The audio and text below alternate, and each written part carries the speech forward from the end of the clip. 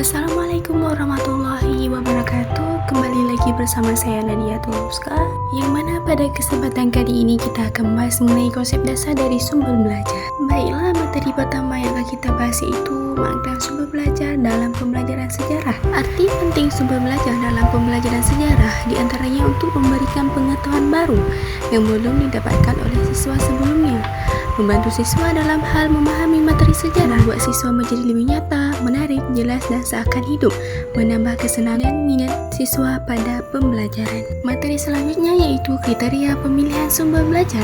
Kriteria untuk menyeleksi sumber belajar yang berkualitas dapat dibagi menjadi dua, yaitu kriteria secara umum dan kriteria secara khusus. Yang pertama, kita akan bahas mengenai kriteria secara umum.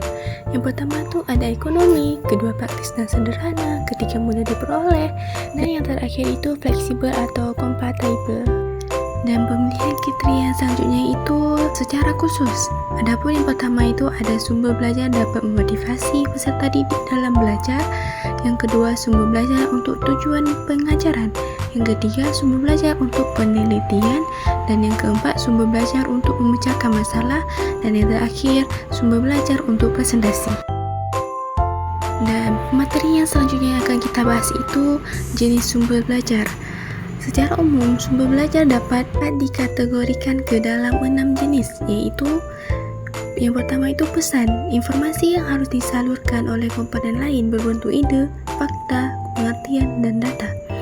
Dan yang kedua itu orang yang menyimpan informasi tidak termasuk yang menjalankan fungsi pengelolaan sumber belajar. Dan yang ketiga, bahan, sesuatu bisa disebut software yang mengandung pesan untuk dijadikan melalui pemakaian alat. Yang keempat, teknik atau metode, prosedur yang disiapkan dalam mempergunakan bahan pelajaran, peralatan, situasi, dan orang yang menyampaikan pesan. Yang kelima, lingkungan, situasi sekitar di mana pesan disampaikan.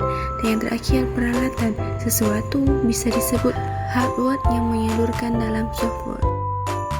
Dan materi selanjutnya yang akan kita bahas itu peranan pembelajaran sejarah. Peranan pembelajaran sejarah dapat dijadikan cara dalam pembentukan karakter bangsa Indonesia.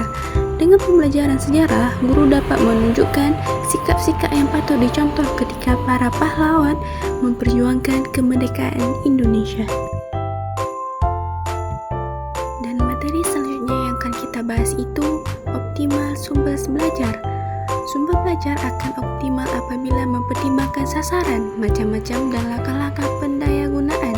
Dengan mempertimbangkan hal-hal tersebut, maka pembelajaran akan lebih efektif dan efisien. Dan materi yang selanjutnya yang akan kita bahas, prosedur merancang sumber belajar.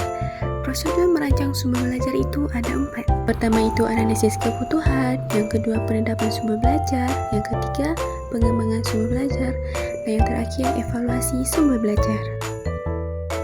Jadi hanya ini pembahasan kita pada hari ini. Dan juga terima kasih buat teman-teman yang sudah mau menonton. Dan saya akhiri, Assalamualaikum warahmatullahi wabarakatuh.